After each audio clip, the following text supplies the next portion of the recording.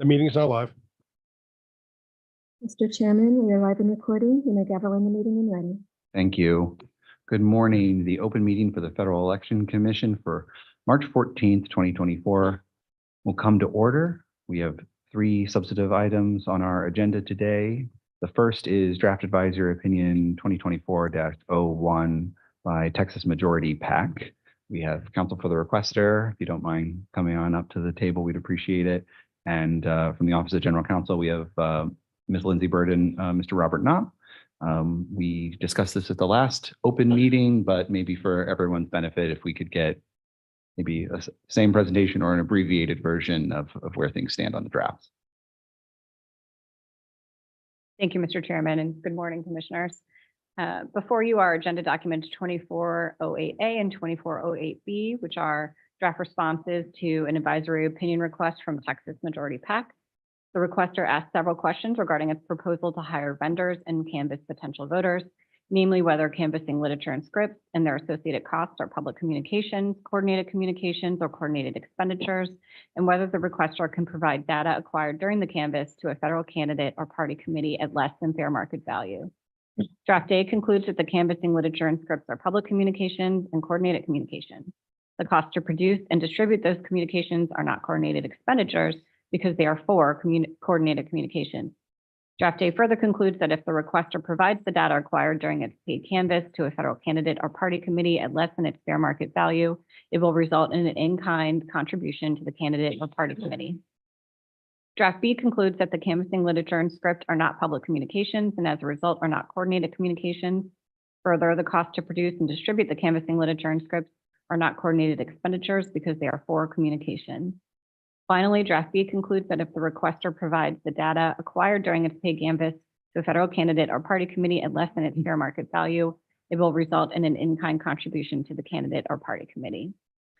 We have received 1 additional comment since the last open meeting for a total of 2 comments on the request and 4 comments on the draft. Thank you. Thank you very much, Ms. Bird. Colleagues, let me open it up for questions for OGC, questions for counsel for the requester, or any discussion. Commissioner Trainer? Well, I don't have any questions for council, although I do appreciate you being here and I appreciate the comments that we've received from the public. I know we just got comments in this morning, so I would like to ask my colleagues indulgence to have a little bit of time to look at those and commit to everyone to voting on this on tally after I've had a chance to process that, but I haven't had a chance to fully understand everything that's in there. If council does have comments on on any of the comments that we received from the public, I'd love to hear your comments on them. With the caveat, it's a little unfair to ask you on comments, to comment on comments I received less than an hour ago, but I will also say that if we aren't voting on this today, if that's what a commissioner would like, I would also welcome responsive comments written after the fact from responsive. But anyway, anything you want to say now, we'd certainly welcome, but we wouldn't say this is your only opportunity. Yeah, I checked it last night and had not seen any new comments, so I have not read them. That's entirely fair. Anything else, Commissioner Trainer? Nothing. Okay. Mr. Chairman. Commissioner Broussard. Thank you. I was just going to ask OGC. I don't think we have any. Do we have any timing issues or what is the 60-day deadline? Ms. Bird? March 22nd. Thank you. Is that a week from tomorrow? Right. Okay. Okay. Colleagues, any? Oh, excuse me, Commissioner Lindenbaum. Sorry. I don't have any questions to add. I do just want to reiterate what we talked about during the last session where we discussed this, and that's to thank the requesters and everybody else that submitted comments quite early. That really helped us get to this point, and having comments, submitted the night before the meeting when these drafts have been public for a while does complicate matters and makes it a little bit more difficult than it could have been. So again, we like having people comment. Doing it a little bit early can make it easier on everybody. Thank you, Commissioner Lindenbaum. Colleagues, anything else? Okay, so we have a request from Commissioner Trainer not to vote today, to wait and do this on tally with a commitment to do things with objections for the record, if so. And is that okay with, I'm looking around for just general agreement. Okay. Ms. Bricken, I'm sorry. Good things come to those who wait. It's been a long and winding road for you, but we are not going to be voting on this today, but you will hear from us by the end of next week, if not earlier, and we will get this resolved on tally. Great. Thank you Mr. very Chairman. much. Thank you. Good one. All right, we're going to move on to the second item on our agenda, which is Regulation 2024-03, Commission Zip Codes, Draft Federal Register Notice. And we have Joanna Waldstreicher from the Office of General Counsel and Mr. Robert Knopf also again for this item. So please take a minute to get yourself settled, but if you could give us a presentation when you're ready on this item. Thank you, Mr. Chairman. Good morning, Commissioners. Agenda document 2409A is a draft notice of a technical correction to the Commission's regulations, clarifying that the Commission's zip code for purposes of U.S. Postal Service delivery differs from its zip code for purposes of other deliveries and its physical location. The current regulations identify the Commission's street address as 1050 First Street Northeast, Washington, D.C. 20463. This is used throughout the regulations as the address for submitting various documents and communications to the Commission, regardless of the method of delivery. However, this zip code has been assigned by the U.S. Postal Service specifically to the Commission, and it does not correspond to any geographic location. So unique zip codes like this are used for government agencies, universities, other high-volume mail addresses, but it cannot reliably be used for deliveries such as FedEx or UPS or for locating the agency on a map. Thus, the draft before you clarifies that for U.S. Postal Service delivery, the Commission's zip code is 20463, while for all other purposes, including physical location and all other delivery services, the Commission's zip code is 20002. I'm happy to answer any questions. Thank you very much. I'll just say it's a small item, but it's actually an important item. It has real world impacts for our business and making sure that we are receiving documents we're supposed to be receiving for important matters for people. I've been surprised at the number of times this has come up as an issue, and I appreciate this something that's been raised by commissioners' offices and by the Office of General Counsel, and it's an important piece of spring cleaning for the regulations. So I'll open up, colleagues, any questions or comments, or maybe Commissioner Dickerson? Mr. Chairman, I just want to thank council for what was almost certainly my favorite presentation of the year. Thank you. Anything else, or maybe an appropriate motion? Vice Chair. Thank you, Mr. Chairman. Exciting work of government. And with respect to Regulation 2024-03, Commission zip codes, I move approval of agenda document number 24-09-A and direct OGC to submit the approved notice for immediate publication in the Federal Register. Thank you very much, Vice Chair. Any debate on that motion? Seeing none, all those in favor say aye. Aye. Aye. Yeah, all right, that motion carries unanimously. Thank you very much, Ms. Waldstreicher and the Office of General Counsel. So continues the difficult work of governing. We're going to move on to the third item is statement of policy regarding commission action at the initial stage in the enforcement process. This is a memorandum from Commissioners Broussard and Dickerson. And so rather than a presentation from the Office of General Counsel, I will first recognize Commissioner Broussard. Thank you, Mr. Chairman. I do not have any prepared remarks. I simply want to say this is an effort for commissioners to work together to streamline the process that happens in the enforcement matter. This will give the opportunity for us to return back to where the statute says that there are two opportunities for how the commission will vote at the initial stage of reason to believe.